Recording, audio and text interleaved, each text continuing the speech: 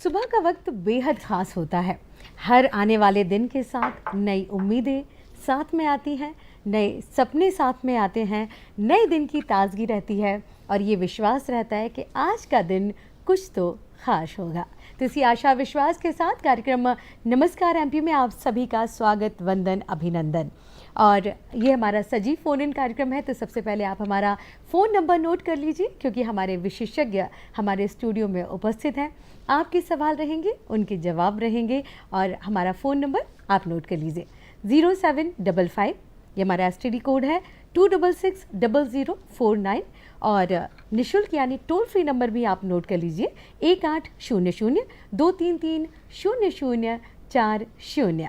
हमें रहेगा आपके टेलीफोन कॉल्स का बेसब्री से इंतज़ार और हम आपको बताना चाहेंगे कि ये कार्यक्रम आप दूरदर्शन मध्य प्रदेश के साथ ही हमारे डीडीएमपी यूट्यूब चैनल पर भी सजीव देख सकते हैं, हमसे जुड़ सकते हैं और अपने प्रश्न हमें कर सकते हैं। और आइए बढ़ते हैं कार्यक्रम को आगे और देखते हैं क्या कहता है आज का पंचांग, क्या है आज की तिथि। आज है विक्रम संवत 2081 के भाद्रपद की कृष्ण पक्ष की दशमी तिथि है। 28 अगस्त 2024 दिन है बुधवार। आप सभी का दिन शुभ हो, मंगलमय हो, यही हमारी कामनाएं हैं। जिनका बर्थडे है, जिनकी एनिवर्सरी है, उन सभी को दूरदर्शन परिवार की ओर से हार्दिक हार्दिक शुभकामनाएं। और जैसा कि मैं आपसे हमेशा बोलती हूँ कि आज अपने दिन को यादगार बनाएं और एक पेड़ अपने दिन को यादगार बनाने के लिए ज़रूर लगाएं। और आइए बढ़ते हैं हमारे आज के विचार की तरफ। क्या कहता है हमारा आज का विचार। एक छोटा सा विचार हमारे पूरे दिन को तरोताज़ा कर देता है, हमें सकारात्मक ऊर्जा से भर देता है। तो जानिए क्या कहता है हमारा आज का विचार। जिंदगी को खुश रहकर जियो क्योंकि रोज़ शाम सिर्फ सूरज ही नहीं ढलता, आपकी अनमोल ज़िंदगी भी ढलती है। जी हाँ, बिल्कुल। इसलिए हमें हर दिन को इस तरह से जीना चाहिए कि आज ही ये दिन हमारे पास है, कल हो ना हो। इसलिए अपने हर दिन को बिल्कुल यादगार बनाइए और ऐसे ही जिए। और आइए अब बढ़ते हैं हमारे इतिहास की तरफ। क्या कहता है आज का इतिहास और क्यों है आज का दिन इतिहास के पन्नों में खास। तो आपको बताना चाहेंगे, अगर सन 1914 की हम बात करें तो पहला विश्व युद्ध शुरू हुआ था। 1916 की अगर हम बात करते हैं तो प्रथम विश्व युद्ध में इटली ने जर्मनी के खिलाफ युद्ध की घोषणा की थी। वहीं 1972 की अगर बात की जाए तो साधारण बीमा कारोबार राष्ट्रीयकरण बिल पारित किया गया था और 1984 में सोवियत संघ ने भूमिगत परमाणु परीक्षण किया था। वहीं 1986 में भाग्यश्री साठे शतरंज में ग्रैंड मास्टर बनने वाली भारत की पहली महिला बनी थी। और 2008 की बात की जाए तो अंतर्राष्ट्रीय पत्रिका फोर्ब्स ने उत्तर प्रदेश की मुख्यमंत्री मायावती को दुनिया की 100 शक्तिशाली महिलाओं में शामिल किया था।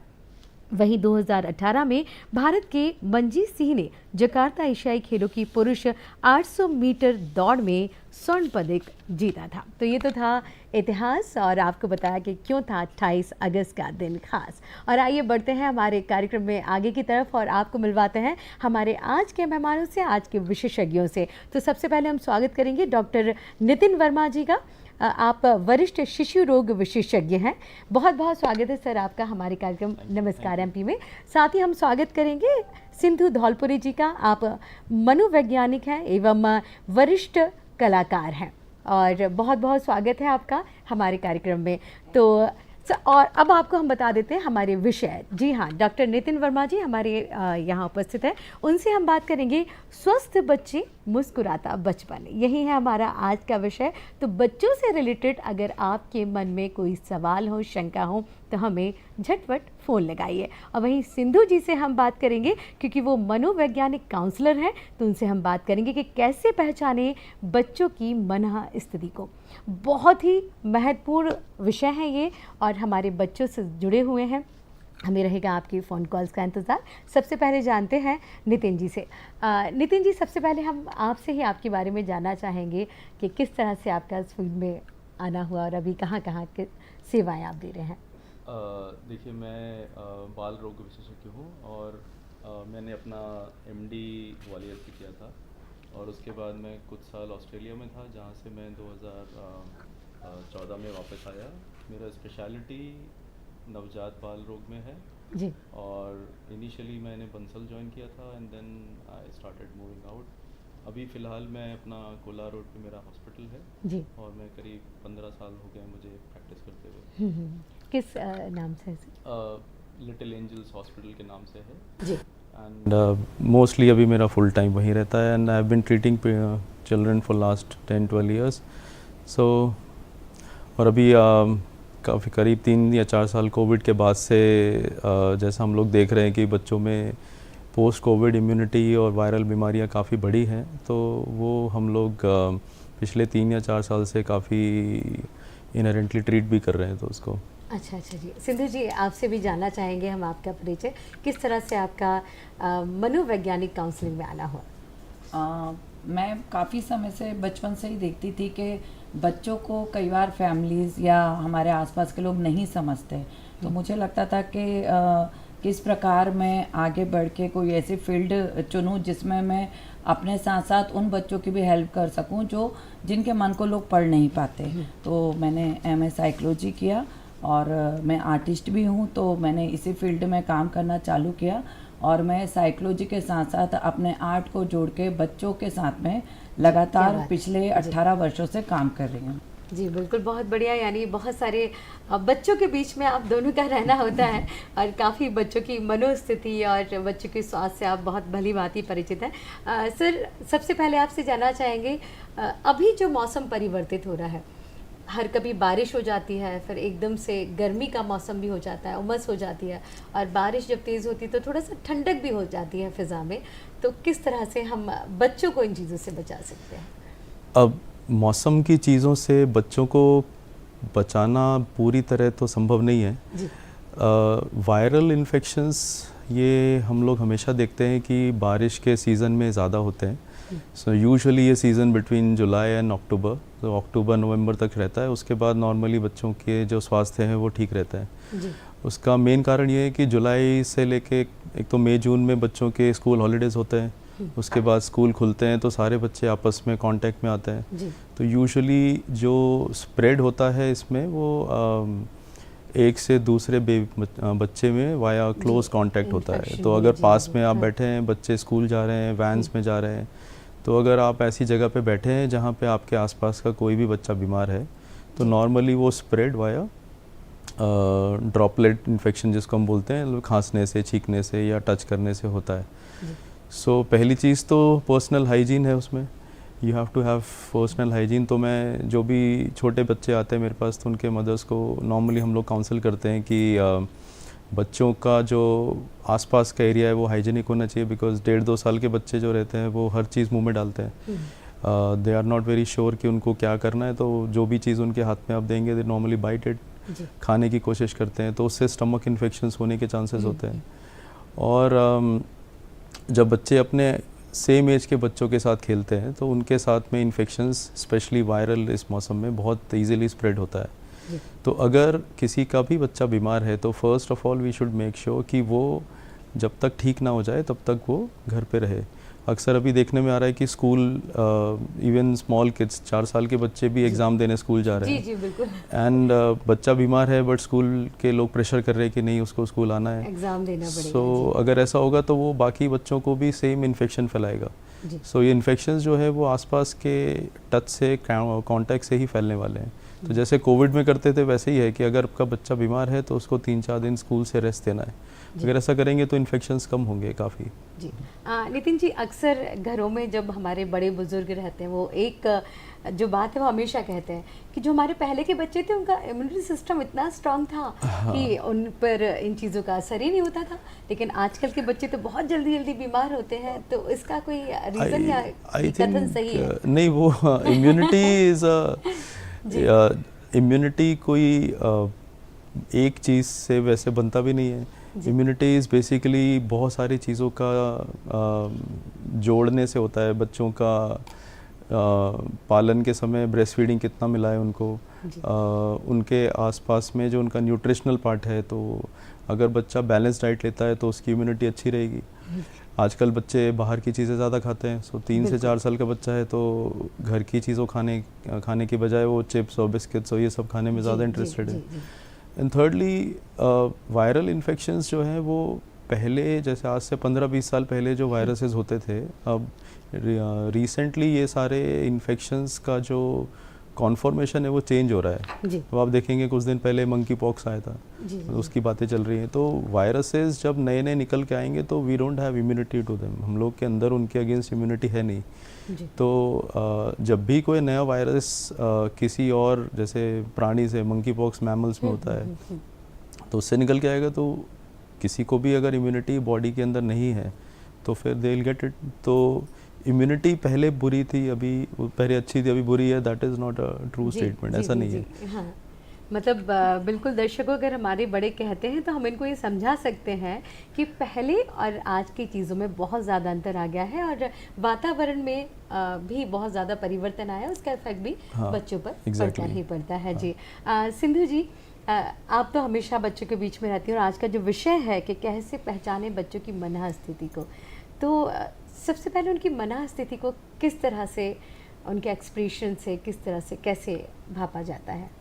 देखिए, हम लोग कई बार देखते हैं कि हमारे परिचित जो रहते हैं उनको हम कई बार बोलते हैं बच्चे से कि मिल लो, तो अगर बच्चा उनसे कंफर्टेबल है तो वो मिलता है। अगर मान लीजिए वो जो भी आपका परिचित है या जो भी आपके घर में व्यक्ति है, अगर वो उससे किसी तरह का मिसबिहेव करता है जो किसी के सामने नहीं है, तो बच्चा आपको इंडिकेट करेगा कि पर क्या होता है कई बार हम उसका जब वो इंडिकेट करता है तो हम उस चीज़ को समझ नहीं पाते और हमें लगता है कि नहीं बच्चा मिसबिहेव कर रहा है, हमारे कहने के बाद भी वो उस परिचित से हाय हेलो या फिर मिलने नहीं जा रहा है। तो कई बार क्या होता है हम खुद ही बच्चों को ऐसी जगह पर खुद भेज देते हैं जहाँ पर हमें सोचना होगा कि अगर बच्चा इस तरह से रिएक्ट कर रहा है, वो बाकी लोगों से मिल रहा है और किसी पर्टिकुलर एक पर्सन से वो अगर दूरी बना रहा है तो उसका कारण क्या है। हाँ, पर कई बार बच्चे चीजें बोल नहीं पाते हैं और सिर्फ कई बार बहुत छोटे बच्चे होते हैं वो समझ भी नहीं पाते कि उनके साथ क्या अच्छा हो रहा है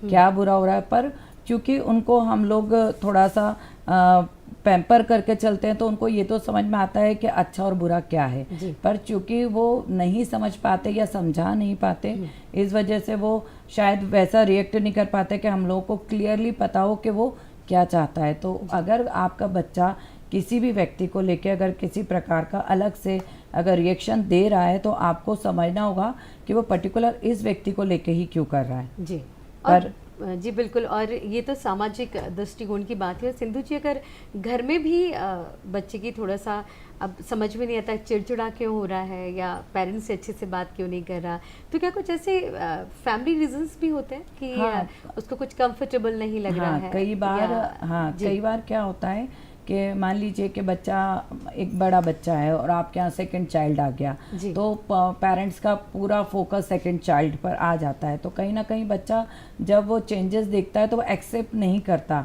तो उसके नेचर में काफ़ी सारे चेंजेस आते हैं। वही कहीं अगर बड़ा बच्चा है, उससे मान लीजिए 10 साल 15 साल का बच्चा है, तो हो सकता है उसके साथ स्कूल में या उसके सहपाठी या वो कोचिंग जाता है, वहाँ कुछ ना कुछ ऐसा घटित हो रहा है जिसकी वजह से उसके नेचर में चेंजेस आ रहे हैं। तो हमको बच्चे के साथ फ्रेंडली रहते हुए उसको समझना होगा कि भाई उसके नेचर में चेंजेस क्यों हैं, क्योंकि एक बच्चा जो हंसता खेलता है अचानक से चिड़चिड़ा हो गया है या वो काफ़ी सारे लोगों के साथ कम्युनिकेशन नहीं बना पा रहा, अकेला रह रहा है, तो हमें समझना पड़ेगा कि उसके पीछे का रीज़न क्या है।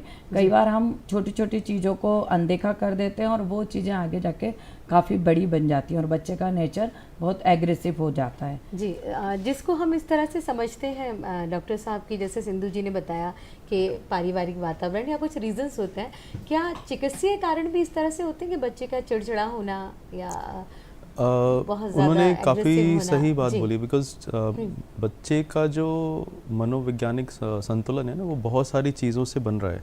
उसके घर का फैमिली एटमॉस्फेयर कैसा है,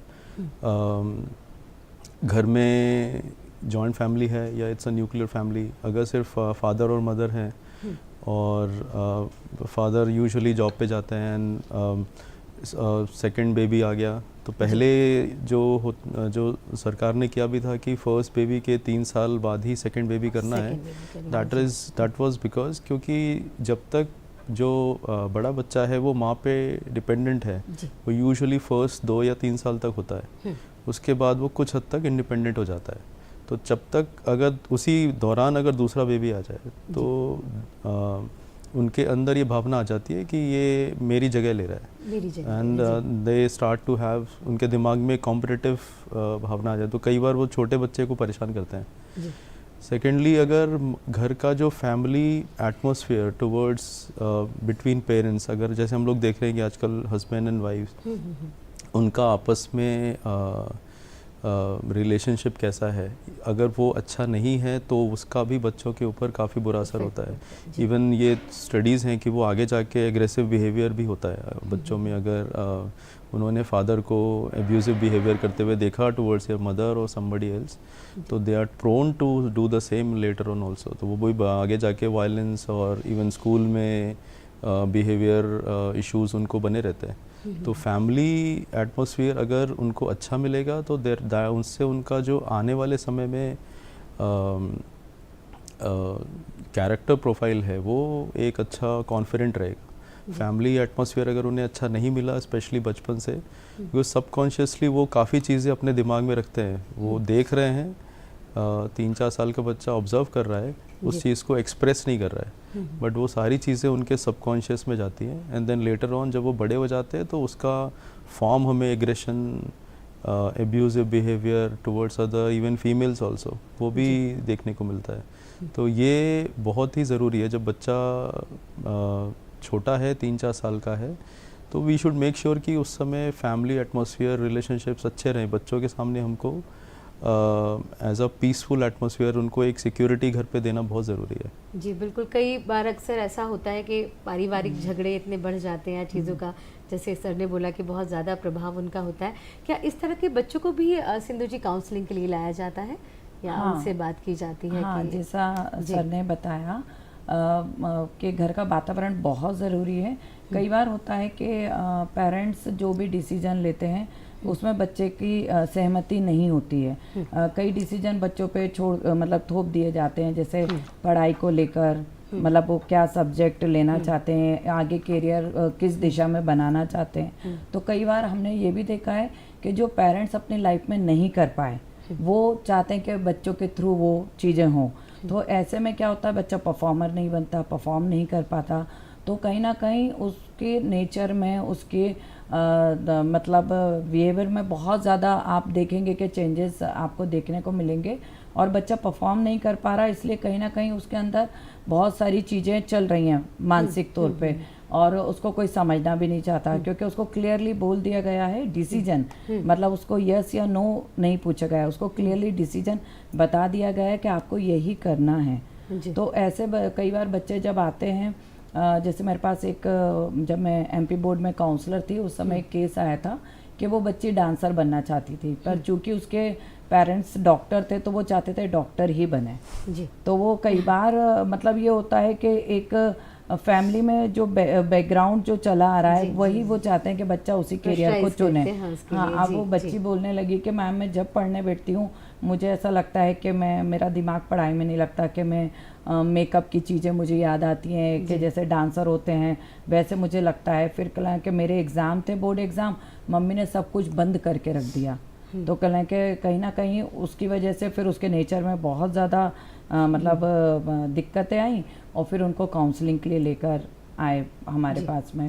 फिर मुझे ऐसा लगता है ऐसे केसेस में बच्चे से ज़्यादा पेरेंट्स की काउंसलिंग बहुत ज़रूरी है। हम अधिकतर बात कर रहे होते हैं कि बच्चे की काउंसलिंग करनी है, बच्चे की काउंसलिंग करनी है, पर अधिकतर केसों में मैंने देखा है कि बच्चों से ज़्यादा पेरेंट्स की काउंसलिंग बहुत ज़रूरी है। क्योंकि पेरेंट्स, अगर काउंसलिंग हम पेरेंट्स की करेंगे तो पेरेंट्स शायद कुछ हद तक बच्चे की मन स्थिति को समझ पाएंगे। जी जी जी, मैंने अक्सर देखा है कि डॉक्टर साहब आप भी जब पेरेंट्स आते हैं तो उनको भी अलग से समझाइश देते हैं बच्चों को लेकर और उनकी नेचर और तबीयत को लेकर, तो कहीं ना कहीं उनका बिहेवियर बहुत ज़्यादा इफेक्ट करता है बच्चे को। एग्जैक्टली वो पेरेंट्स की जो बच्चों से एक्सपेक्टेशन है वो कई बार रियलिस्टिक नहीं होती, जैसा मैडम ने बोला, बिकॉज फॉर्चुनेटली और अनफॉर्चुनेटली वो एग्जाम्पल भी डॉक्टर्स का ही है, बट बेसिकली जो पेरेंट्स की एक्सपेक्टेशंस पहले से इनबिल्ट होती हैं। पेरेंट्स के दिमाग में कुछ और रहता है कि उनको सोसाइटी को ये प्रूव करना है, और या उनके फ्रेंड सर्कल में सब लोग डॉक्टर्स हो रहे हैं, व्हाटएवर, तो वो लोग अपनी सारी एक्सपेक्टेशंस बच्चों पे देते हैं। एंड बच्चा कभी जैसे बीमार भी है, मैं नॉर्मली उनसे ही बोलता हूँ कि अगर आपका बच्चा बीमार है तो आपको उससे नॉर्मल चीज़ें एक्सपेक्ट करना गलत है। यू कैन नॉट एक्सपेक्ट कि वो नॉर्मल खाएगा, नॉर्मल बात करेगा, बिकॉज ही सिक। करियर में भी जैसे मेरे पास जब 10-12 साल के बच्चे आते हैं, तो वो उनका टाइम है जब उनके पे प्रेशर है कि उनको कुछ चूज़ करना है, कोई सब्जेक्ट उनके। तो पेरेंट्स जब मुझसे बात करते हैं तो आई नॉर्मली टेल देम कि रियलिस्टिकली आपको ये नहीं सोचना है कि आप बच्चे से क्या चाहते हो, आपको बच्चे से पूछना पड़ेगा कि वो अपनी लाइफ से क्या चाहता है, what he aspects from his life. वो अपने आसपास की चीज़ें, अभी चीज़ें बदल गई, यहाँ से 15-20 साल पहले वाला करियर ग्राफ है नहीं वैसा। सो अगर उसको किसी और चीज़ में इंटरेस्ट है, आर्ट्स और ड्राइंग्स, और अभी इतनी सारी चीज़ें हैं जिसमें वो अपना डेवलपमेंट पहले से कहीं बेटर कर सकते हैं, करियर अपना बना सो एग्जैक्टली उसमें पेरेंट्स का काउंसलिंग और थोड़ा, और काउंसलिंग में यूजुअली प्रॉब्लम क्या होता है कि वो कई बार एक ही बार करते हैं, बिकॉज काउंसलिंग एक बार समझाने से होता नहीं है, they have to have it again. तो जब रिपीटेडली उनको ये चीज़ क्लियर की जाती है तो फिर वो धीरे धीरे समझ जाते हैं, कुछ समझ जाते हैं, कुछ रिजिड होते हैं, नहीं समझते। तो दे हैव टू अंडरस्टैंड कि अब चीज़ें वैसी नहीं हैं जैसी पहले हुआ करती थी। जी बिल्कुल सही कहा आपने कि बच्चों को वो अपनी मर्जी से या जिस तरह से वो आगे बढ़ना चाहते हैं, विकसित होना चाहते हैं, उनको मौका देना चाहिए ताकि वो अपने आप को प्रूव कर सकें, आगे बढ़ सकें, उन पे दबाव नहीं बनाना चाहिए। बिल्कुल। एक और चीज़ की बात आप दोनों से करना चाहूँगी, मोबाइल, जिससे मन स्थिति पर, मानसिक स्थिति पर भी प्रभाव पड़ रहा है बच्चों के, और स्वास्थ्य पर भी पड़ रहा है, तो उसके बारे में हम मोबाइल इज़ बोथ, अभी it's a boon and a Ben. अभी के लाइफ में हम लोग ये नहीं बोल सकते कि मोबाइल टोटली बंद रखना है, बिकॉज कोविड में हमने देखा है कि सारा स्कूल के जितनी भी क्लासेस से लेके everything has been online, so there has to be a limit to it. तो हम लोग हमारा जो पीडियाट्रिक गाइडलाइन है वो भी है कि एवरी एज ग्रुप के हिसाब से उन्होंने एक गाइडलाइन बनाया कि फॉर से 5 साल के बच्चा है तो उसको आधा घंटा से ज़्यादा नहीं यूज़ करना है। स्क्रीन्स का जो प्रभाव है बच्चों पे वो एक नहीं है, इट हैज़ मल्टीपल फैसेट्स, वो हर तरह से होता है। सबसे ज़रूरी तो ये है कि स्क्रीन बहुत ज़्यादा यूज़ करने से they are physically at one place, तो वो ज़्यादा आउटडोर एक्टिविटीज़ में इंटरेस्ट नहीं लेते, तो physically they are lethargic, weight gain excessive होता है उनका, और मोस्ट ऑफ द टाइम जब वो मोबाइल यूज़ कर रहे हैं तो दे आर मंचिंग ऑल्सो, तो वो कुछ ना कुछ खा रहे हैं, साथ में जंक फूड चल रहा है। तो फ़ोन और जंक फूड का कॉम्बिनेशन इज़ वेरी अनहेल्दी, तो बच्चों का जो शारीरिक विकास है वो प्रॉपर नहीं होगा। मानसिक तौर पे स्क्रीन्स पे वो क्या देख रहे हैं, गेम्स इस तरह के हैं जो बच्चों को एग्रेसिव बनाते हैं, स्क्रीन पे जो वो चीज़ें रील्स के फॉर्म में देख रहे हैं, तो बहुत सारी ऐसी चीज़ें जो उनके एज अप्रोप्रिएट नहीं है, तो मानसिक और शारीरिक दोनों तरह से वो सही नहीं है। तो पेरेंट्स को बंद तो नहीं कर सकते मोस्ट लाइकली अभी, बट लिमिट तो करना होगा, बिकॉज एक लेवल से ज़्यादा screen sharing is not good for them. जी इवन अभी देखा होगा आपने, सिंधु जी आपने भी देखा होगा कि माँ बच्चों के सामने मोबाइल रखती है, उसके बाद ही बच्चे भोजन ग्रहण करते हैं, खाना खा पाते हैं। तो ये इसका कारण है कि हमने खुद ही बच्चे को बचपन से ऐसे मोबाइल्स वगैरह दिए हुए हैं, क्योंकि हम अपने व्यस्तता की वजह से कई बार हम लोग समय नहीं दे पाते, और बच्चा रो रहा है तो हम लोग मोबाइल थमा देते हैं कि लो बेटा, मतलब अब जब उस बच्चे को उसकी आदत लग गई है तो फिर हमको उस आदत को छुड़ाने में बड़ी मुश्किल आती है। तो हमको ये ध्यान रखना होगा कि हम बच्चे को क्या चीज़ें दें जिससे आगे चल के उसको वो नुकसानदायक ना आदत हो, में ना तब्दील हो जाए। हाँ। जी जी जी जी। तो हम लोग ऐसे अधिकतर देखते हैं, और मतलब आप छोटा बच्चा है, आप उसे थोड़ा सा समय दीजिए, थोड़ा बड़ा बच्चा है उसकी हॉबी को समझिए, हॉबी में उसको तब्दील कीजिए, उसके टाइम का यूटिलाइज कीजिए। मतलब अगर आपके पास समय नहीं है और बच्चा फ्री है तो उस टाइमिंग में उसको हम उसकी हॉबी को कैसे बढ़ा सकते हैं, कहाँ उसके माइंड को या उसके समय को कन्वर्ट कर सकते हैं, हमें उन चीज़ों को के ऊपर फोकस करना होगा। पर हम लोग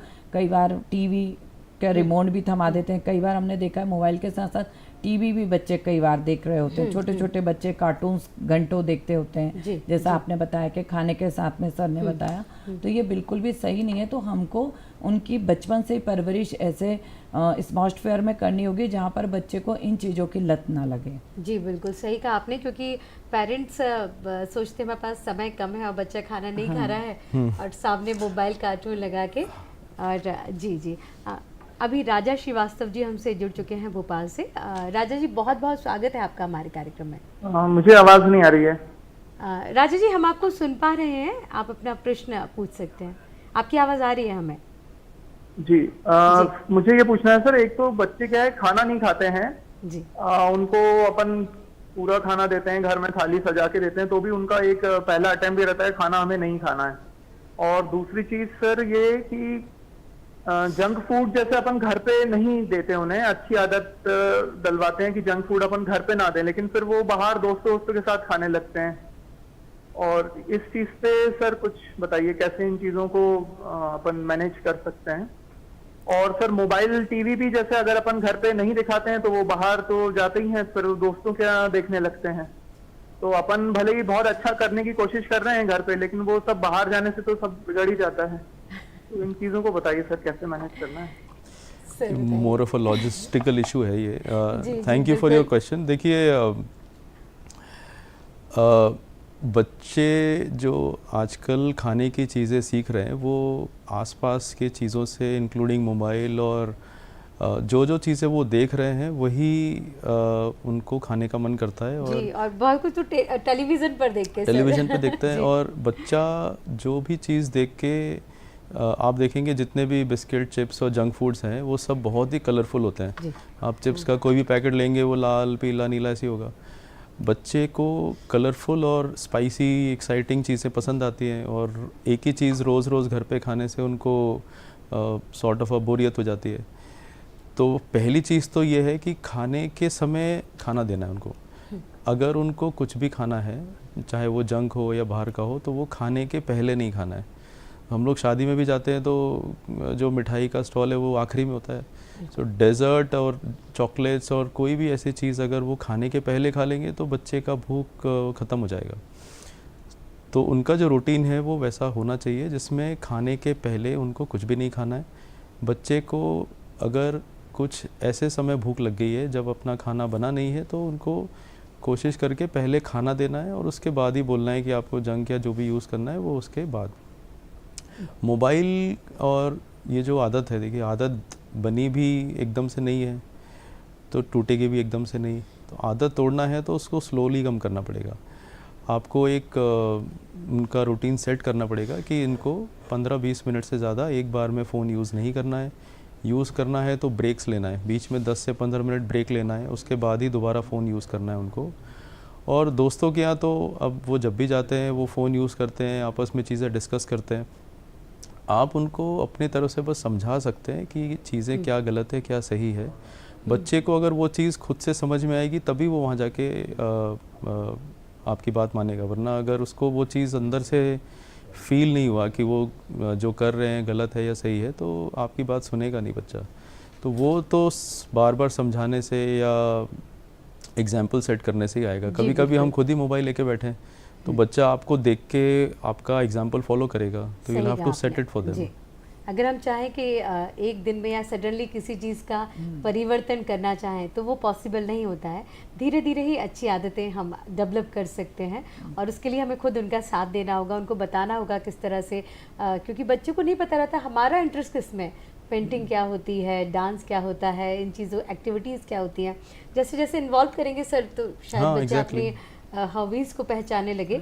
सिद्धू जी जैसे बात करी अभी राजा जी ने, तो अच्छी हैबिट्स जो रहती हैं वो किस तरह से बच्चों में हम डेवलप कर सकते हैं, पेरेंट्स कर सकते हैं? देखिए जैसे सर ने बताया कि अच्छी हैबिट्स बच्चा आपको ही देखकर सीख रहा है, बिल्कुल है ना। सबसे पहले एक आइडियल आपके घर बच्चे के लिए, बच्चा बाहर बाद में जाता है, सबसे पहले आइडियल आप ही होते हैं उसके लिए। तो अगर आपकी हैबिट्स अच्छी हैं तो बच्चा उन्हें फॉलो ज़रूर करेगा, मतलब अच्छी आदतें और बुरी दोनों वो फॉलो करेगा।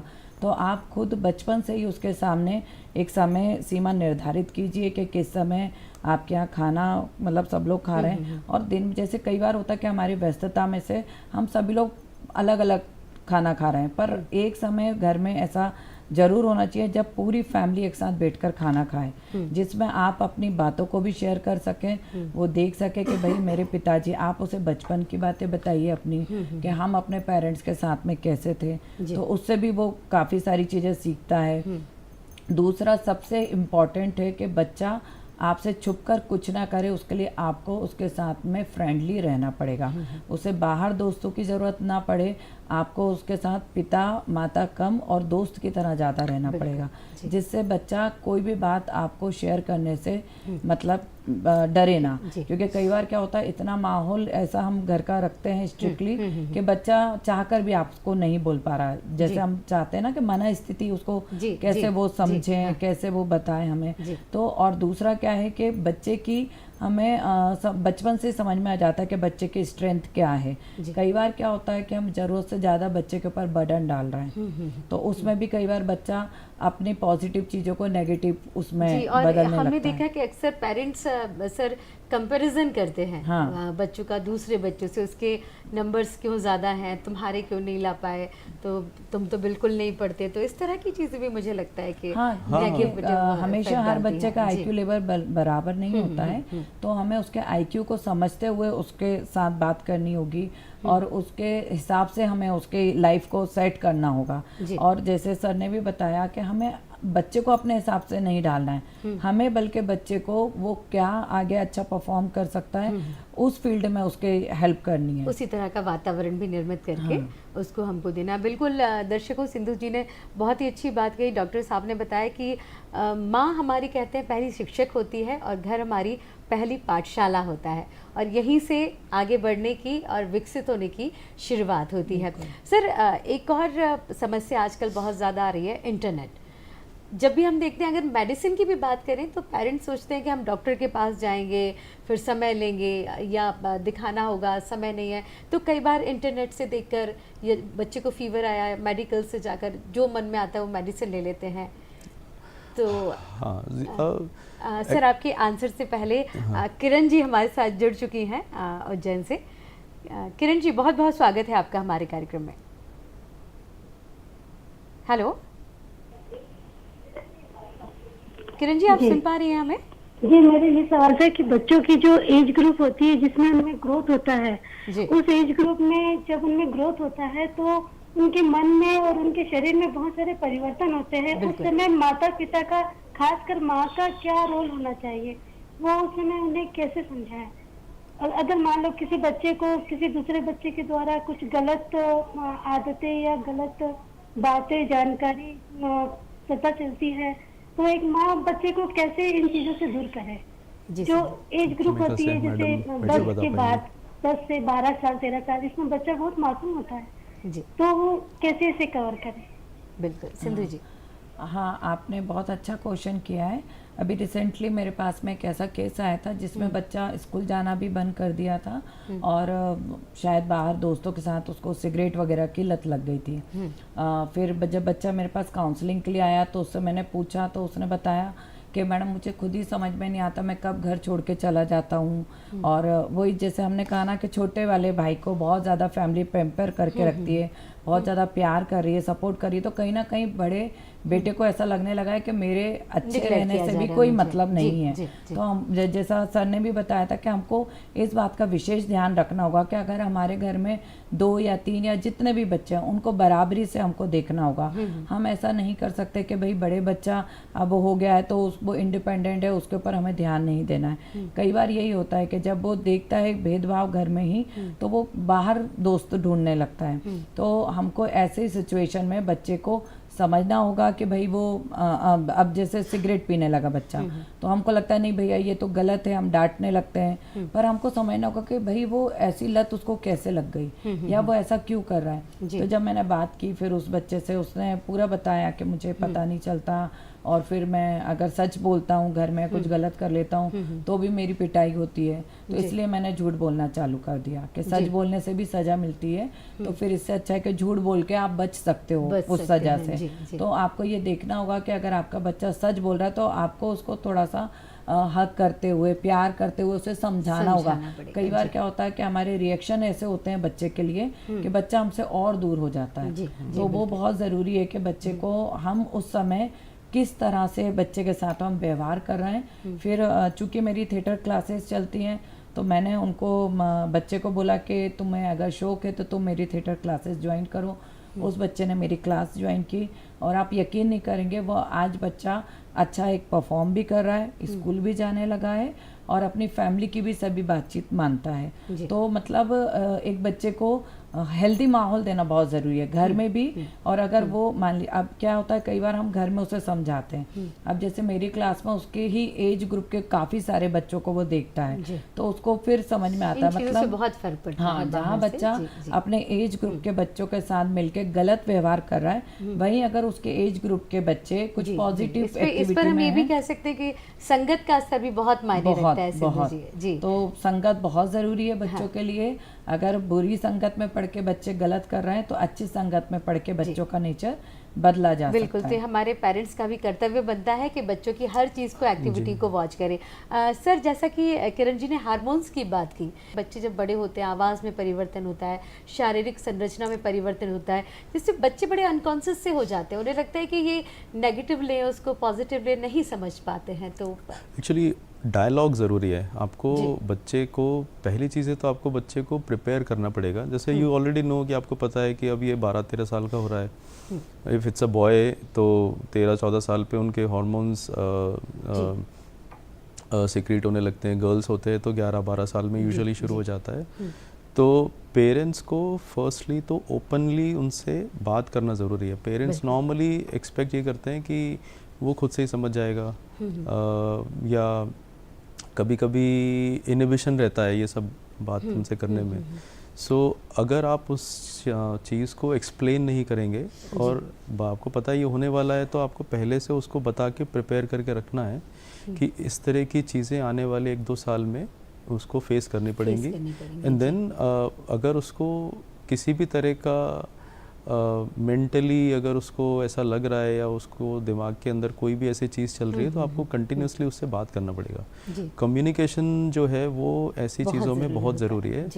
रादर देन मतलब आप आपस में बात कर रहे हैं कि ऐसा हो रहा है उसके साथ में, पेरेंट्स आपस में बात कर रहे हैं, but they are not talking to their own child. बच्चों से आप बात नहीं करेंगे तो बच्चे आपकी बातों का रिस्पॉन्स भी नहीं देंगे आपको, unless you are continuously talking. आप बार बार बात करेंगे उस चीज़ पे, अलग अलग विषयों पे उनसे बात करेंगे, बच्चे फिर आपसे हर चीज़ें शेयर करने में कंफर्टेबल भी रहेंगे। जी, बिल्कुल सही कहा आपने। ये तो प्रकृति का नियम है कि हम जब पैदा होते तो धीरे धीरे हमारा विकास होता है, हम बड़े होते जाते हैं, तो बदलाव तो होता ही है। लेकिन हमारे घर में किस तरह का वातावरण दे रहे हैं या पेरेंट्स किस तरह से उनको समझा रहे हैं, तो बच्चे से फैमिलियर होते तो वो चीज़ उन्हें नई नहीं लगती है। 12-13 साल की बच्ची को जब हम बताते कि ऐसा आपके साथ होने वाला है, कुछ दिनों में माहवारी आपकी शुरू होगी, तो वो मेंटली प्रिपेयर हो जाती है कि हाँ, इस तरह का मेरे साथ परिवर्तन होगा मेरी शरीर में। बिल्कुल, बहुत अच्छी बात कही सर आपने। और जब हम इंटरनेट की बात कर रहे थे सर, मेडिसिन की, कि पेरेंट्स या घर में भी पेरेंट्स नहीं या वर्किंग है तो बाहर से आए मेडिसिन ला के खिला दी या सी अगर आप इंडिया से बाहर भी जाएंगे तो वहाँ पे, जब मैं ऑस्ट्रेलिया में था, तो आपका जो मेडिसिन का आप कहीं भी मेडिसिन लेने जाते हैं तो there are 2 kinds of medicine. एक ओवर द काउंटर होता है जो आप किसी भी दवाई की दुकान पे जाके खरीद सकते हैं। जैसे बुखार की दवाई है तो आप किसी भी जगह जाएंगे तो they will give it to you. लेकिन वहाँ पे भी ये नियम है कि इस खांसी ज़ुकाम बुखार की दवाई आप कहीं से भी ले सकते हैं और उसके लिए आपको किसी भी डॉक्टर को दिखाने की ज़रूरत नहीं है। लेकिन जब आप बीमारी के बारे में बिना पता किए उसकी दवाई करने की कोशिश कर रहे हैं खुद से, तो यूजुअली वो बिना डायग्नोसिस के मेडिसिन लेना स्पेशली गूगल या इंटरनेट पे करके, जी बिकॉज जी जी, हमेशा आप अक्सर इंटरनेट रहता है पे कि सर्च उसमें करेंगे तो आप देखिए देखेंगे आप वॉमिटिंग हो रही है तो ये लिया, हाँ, लूज मोशन आप है कोई तो सा भी जी। आप कोई भी सिम्टम्स को गूगल पे डालेंगे तो वो नॉर्मली पहले 3 जो सर्च ऑप्शंस देता है वो कैंसर से रिलेटेड होते हैं, जब जी। सिवियरिटी ऑफ बीमारी वो ज़्यादा बताता है। तो मेरे पास कई बार जब ऐसे पेरेंट्स आते हैं जब बच्चा 10-12 दिन से बीमार है तो वो कई बार ऑलरेडी सर्च करके आते हैं। तो पहले उनकी जो मानसिक जो एंग्जाइटी है because of their child being sick, उसको दूर करने में 5-10 मिनट लग जाते हैं। So internet is a double edged sword. आप उसको सही तरह से अगर यूज़ नहीं कर रहे हैं, उसमें अगर आप पढ़ रहे हैं बहुत ज़्यादा अपनी बीमारी के बारे में, तो वो नॉर्मली गलत इन्फॉर्मेशन देगा आपको। जी। इंटरनेट जो है वो सही इन्फॉर्मेशन रेयरली आपको पहली क्लिक में देने वाला है। तो कुछ बीमारियां जो ओवर द काउंटर, बुखार खांसी इज़ फाइन, लेकिन कुछ चीज़ें जो इंटरनेट पे नहीं सॉल्व हो सकती हैं, दैट इज़ मेनली वो डॉक्टर के पास जाने के अलावा, आई नो कि वो जाना बिकॉज इट्स सब लोग बिजी हैं अपनी लाइफ में और दिखाने में 1-1.5 घंटा लग जाता है। बट अभी फ़िलहाल जिस तरह से बीमारियां बदल रही हैं, बेस्ट है कि आप घर पे बिना किसी स्पेशलिस्ट की राय के इलाज ना करें, अदरवाइज़ वो बीमारी प्रोलॉन्ग होगी और कुछ पॉजिटिव नहीं निकलेगा। और सर कुछ लोग घरेलू उपचार पे बहुत ज़्यादा बिलीव रखते हैं और कहते हैं कि नहीं ये वाली मेडिसिन नहीं, और बच्चे को देख भी नहीं रहे हैं, लेकिन नहीं हमारे यहाँ ऐसा होता था, ये चीज़ वैसी होती थी, भले वो बच्चे पर इफेक्ट कर रही है नहीं, ये कहाँ तक सही है? घरेलू चीज़ें लोगों के एक्सपीरियंस के हिसाब से बनी है एक्चुअली। जैसे हमारे जो दादा दादी थे, अब उन्होंने देखा कि भाई शहद खिलाने से बच्चे का कफ कम हो जाता था, तो वो उन्होंने खुद का एक्सपीरियंस लिया, उसको अपने बच्चों में बताया, फिर उन्होंने सेम यूज़ किया। तो घरेलू उपचार गलत नहीं है, बट एक लेवल के बाद जब आपने देखा कि घरेलू उपचार आपके बच्चे में या बड़े में भी काम नहीं कर रहा है, तो फिर वो टाइम आ गया है कि फिर आपको किसी स्पेशलिस्ट को दिखाना पड़ेगा। जी, अभी अशोक जी हमसे जुड़ चुके हैं जबलपुर से। अशोक जी बहुत बहुत स्वागत है आपका। हेलो अशोक जी, आप सुन पा रहे हैं हमें? अशोक जी से भी संपर्क नहीं हो पा रहा है। हेलो जी जी जी जी जी अशोक जी। हाँ जी, मैं जबलपुर अशोक बोल रहा हूँ मैडम जी जी नमस्कार। मेरा सवाल ये है डॉक्टर साहब से जी कि जी पूछिए। अशोक जी, आजकल बच्चों को अधिकतर मोबाइल की लत लग गई है, टीवी की लत लग गई है, न जाने कौन कौन से शौक उनको लग जाते हैं, पलक झपकते हुए सब कुछ बता देते हैं। बड़े लोग तो देखते रह जाते हैं। तो मोबाइल और ये टीवी है देख के बच्चे, उनको गंदे चित्र देखने के बाद शौक हो जाता है बचपन, तो कुछ भी बताने लग जाते हैं। तो इसको छुड़ाने के लिए क्या करना चाहिए? कौन सा ऐसा कार्यक्रम प्रस्तुत करना चाहिए उनके सामने? खेल है या कोई पढ़ाई लिखाई है, कोई कविता है, कुछ ऐसा बताएं। जी डॉक्टर साहब, हमें लगता है कि 80% पेरेंट्स जो है वो हमारे मोबाइल और टीवी से बहुत ज़्यादा परेशान हो जाएंगे। जी अशोक जी, थैंक यू आपके सवाल के लिए। देखिए, मोबाइल की लत उन्हें यूजुअली 3-4 साल से लग जाती है। बच्चा जैसे मान लीजिए अपना बच्चा 10-11 साल का है या जितना भी है, बच्चों को मोबाइल और टीवी की लत हमने ही लगाई है।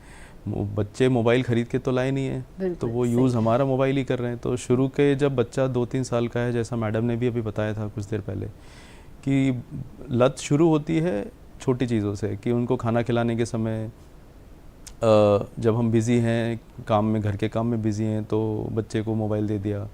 अब नॉर्मली पहले हम क्या करते थे, खाना खिलाते थे तो बाहर गाय और कौवा और ये सब दिखा के खिलाते थे। आजकल वो फ़ोन दिखा के कर रहे हैं। शाम को बाहर ले जाने के बजाय बच्चों को शाम को मोबाइल पकड़ा दिया तो वो 1-8 घंटे बिज़ी रहते हैं उसमें। शुरुआत तो 2-3 साल की उम्र से ही हो जाती है। अब जब वो बढ़ जाती है, 8-10 साल का बच्चा हो गया, तो मेरे पास वैसे ऐसे बच्चे आते हैं जो एग्रेसिव हो गए। आप उनका मोबाइल लेंगे तो वो लड़ने लगते हैं। तो अब उसको छुड़ाना इतना आसान नहीं है, आपको ग्रेजुअली कम करना पड़ेगा। पहले उनको एक सीमा बांधनी पड़ेगी कि आपको 1-1.5 घंटे से ज़्यादा नहीं यूज़ करना है, फिर उसको कम करके 1 घंटा लाना पड़ेगा।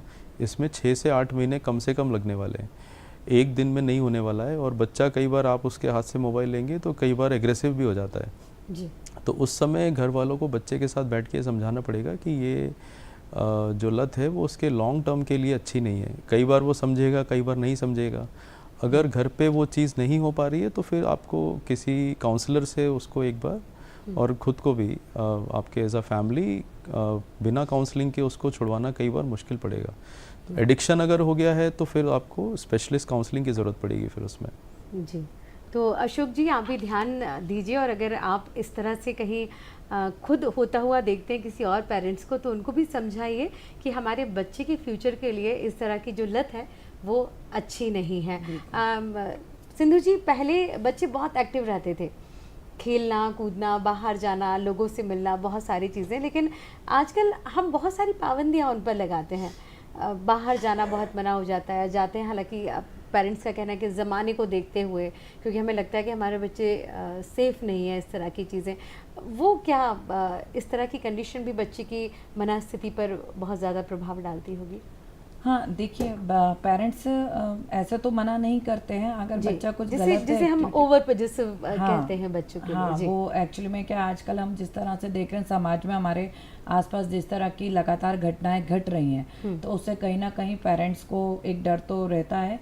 तो इसलिए हमें जैसा हमने बताया कि बच्चे की पूरी बचपन से लेके अभी तक की दिनचर्या हमको खुद उसके साथ बैठ के डिसाइड करनी होगी, बातचीत करनी होगी, और उसको बताना होगा कि क्या सही है, क्यों आप पे रोक लगा रहे हैं। या जैसे कहा, जैसे मोबाइल के अलावा भी बच्चे के और भी चीज़ों में हमें टाइमिंग का ध्यान रखना पड़ेगा। कई बार होता है कि बच्चे 8-8, 9-9 बजे तक घर के बाहर हैं, पेरेंट्स परेशान हो रहे हैं, है ना, तो वो किससे मिल रहे हैं, वो किस संगत में उठ रहे हैं, बैठ रहे हैं, ये सारी चीज़ें हमें ध्यान देनी पड़ेगी।